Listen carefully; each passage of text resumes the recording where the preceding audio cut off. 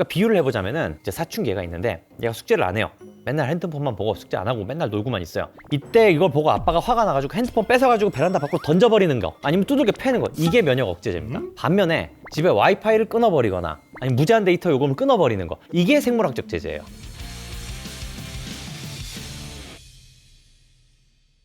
자, 전신치료제.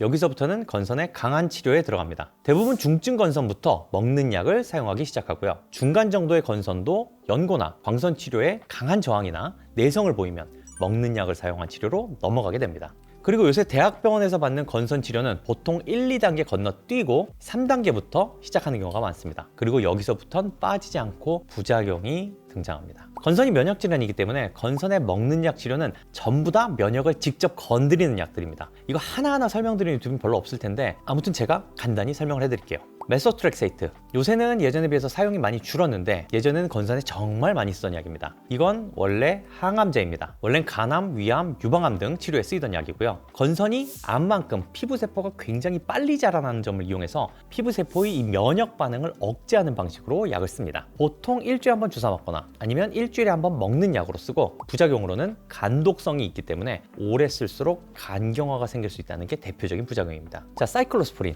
현재도 가장 많이 쓰이는 면역 억제제입니다. 대개 상품명인 사이폴로 유명하고 대학병원에서 현재 가장 많이 쓰이는 아토피와 건선 치료제입니다. 이건 원래 신장 이식한 환자들이 먹던 이식 거부 반응 억제제입니다. 강제로 면역 시스템을 다운시키는데 그걸 저용량으로 조금만 사용해서 피부의 이상 면역 반응을 줄이는 데 쓰고요. 보통 먹는 약으로 사용하고 있습니다. 부작용은 고혈압과 신장 독성이 있습니다. 때문에 3개월에 한 번은 정기적으로 피검사를 하셔야 되고요. 국내에서는 특이하게 가끔 복용 중에 결핵에 걸리는 케이스도 보고되고 있기 때문에 1년에 한 번은 폐사진도 찍어서 체크해 봐야 됩니다. 세 번째, 아시트레틴. 이거는 면역 억제제가 아니고 레티노이드 제제입니다. 대표적인 상품명은 네오티가손이 있고요. 피부과에서 레티노이드가 제일 많이 어디에 쓰이죠? 주로 여드름과 피부결 재생, 그리고 미백이죠. 그런 레티노이드 계통 약 중에 하나인 아시트레틴은 특이하게 건선 치료제나 어린선 치료제로 쓰입니다. 얘는 아주 특이하게 피부의 재생 주기를 정상화시켜주는 작용을 합니다. 그래서 정상에 비해서 8배나 빠르게 자라 올라오는 피부의 성장 속도를 정상화시켜줌으로써 건선을 치료하는 효과가 있습니다. 매일 먹는 약으로 구성되어 있고요. 부작용은 레티노이드 계통 약물의 공통 부작용인 피부 건조증과 임신 중 태아기형 유발이 있습니다.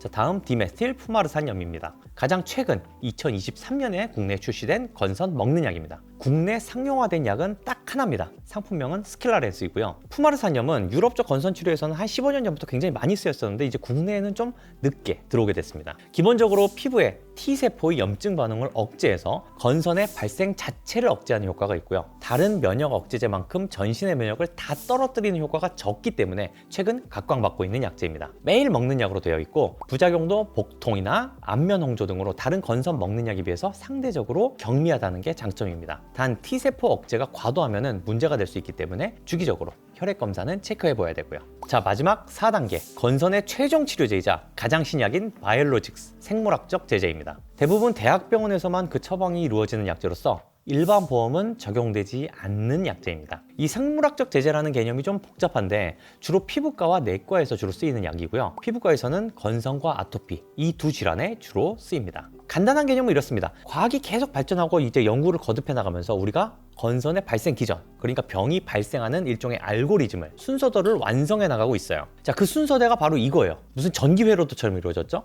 이거 이해하라고 이제 보여드리는 건 아니고, 으악 한 다음에 유튜브 끄지 마세요. 이상한 거 나왔다고. 이렇게 건선 발생이 일종의 알고리즘으로 복잡하게 진행되는 것만 아시면 돼요. 물론 치료한 사람은 이거 다 외워야 되지만. 자, 어쨌든 여기서 보면 이 동그랗고 삐죽삐죽하게 생긴 게 다 염증 세포들입니다. 얘들이 사이에 보면은 서로 주고받는 검은색 화살표가 그어져 있습니다. 이 화살표들이 세포와 세포들이 서로 염증 신호를 주고받는 사이토카인이라고 하는 겁니다. 자, 뭐 말씀드리려고 하냐면은 여기서 염증 세포 자체를 눌러버리는 게 면역 억제 치료예요. 그러니까 염증 세포들을 꼼짝 마! 이렇게 해버리면은 염증을 더 못 만들어내니까 건선이 좋아지긴 하는데 문제는 염증 세포 자체를 억눌러 버리면은 전체 면역도 같이 떨어져 버리는 거죠. 그래서 생물학적 제재라는 것은 염증 세포가 아니라 세포들 간에 신호를 주고받는 역할을 하는 사이토카인을 끊어버리는 거예요. 그림에 나오는 검은색 화살표를 끊어버리는 겁니다. 세포를 죽이는 게 아니고. 그러니까 비유를 해보자면은 이제 사춘기가 있는데 얘가 숙제를 안 해요. 맨날 핸드폰만 보고 숙제 안 하고 맨날 놀고만 있어요. 이때 이걸 보고 아빠가 화가 나가지고 핸드폰 뺏어가지고 베란다 밖으로 던져버리는 거, 아니면 두들겨 패는 거, 이게 면역 억제제입니다. 반면에 집에 와이파이를 끊어버리거나 아니면 무제한 데이터 요금을 끊어버리는 거, 이게 생물학적 제재예요.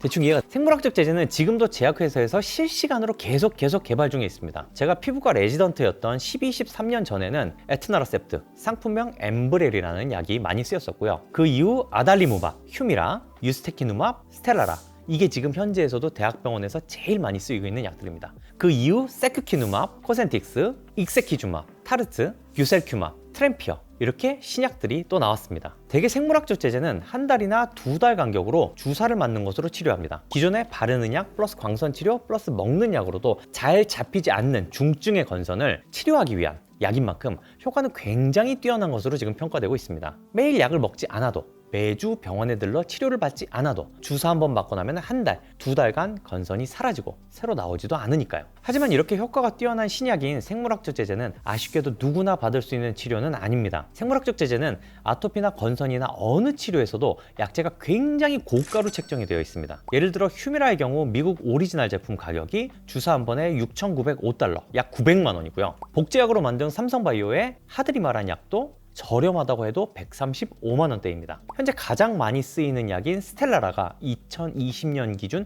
240만 원입니다. 주사 한 대가 그 정도 가격인 거예요. 이런 고가의 신약이기 때문에 보험 적용 기준이 상당히 까다롭습니다. 건선으로 진단이 되면 바르는 약, 광선 치료, 먹는 약 다 자동으로 보험이 적용이 돼요. 근데 생물학적 제재는 자동으로 보험이 되질 않습니다. 국민건강보험공단에서 일종의 심사를 통해서 이 심사를 통과한 사람들만 보험을 적용해줘요. 이거를 산정특례, 중증 질환자를 위한 특별보험이라고 생각하시면 됩니다. 자, 생물학적 제재의 보험 기준을 정리해드리면서 영상을 줄일게요. 기존의 모든 건선치료, 그러니까 바르는 약, 광선치료, 먹는 약, 즉 자동으로 보험이 되는 모든 치료를 다 했는데도 안 될 때, 이때입니다. 정확히는 세 가지 조건을 만족해야 돼요. 첫 번째, 기본적으로 6개월 이상 지속되는 만성 중증 판상건성 환자를 대상으로 하고, 두 번째, 아래 두 개 중 하나의 치료력, 치료 히스토리를 만족해야 됩니다. 메소트렉세이트 또는 사이클로스포린을 3개월 이상 투여했으나 반응이 없거나 아니면 부작용으로 치료를 지속할 수 없는 경우, 또는 푸바 광화학요법 또는 UVB 광선요법으로 3개월 이상 치료했으나 반응이 없거나 부작용 등으로 치료를 지속할 수 없는 경우. 자, 그리고 마지막 세 번째, 보험 심사를 신청했을 당시에 환자의 건선 상태가 BSA 10% 이상, 그러니까 몸 전체 체표 면적의 건선이 10% 이상일 때, 그리고 PSA, 파시, 이건 건선 중증도를 점수 매기는 검사법인데요. 이 파시 검사상 건선 점수가 10점 이상일 때, 이렇게 첫 번째, 두 번째, 세 번째 조건을 모두 만족할 때 생물학적 제재에 대한 보험 적용을 받을 수 있습니다. 상당히 복잡하죠. 아쉽게도 끝이 아닙니다. 최초 투여로부터 6개월이 지나면은 다시 재심사를 진행해서 보험 적용을 지속받을지에 대한 재판정을 또 받으셔야 돼요.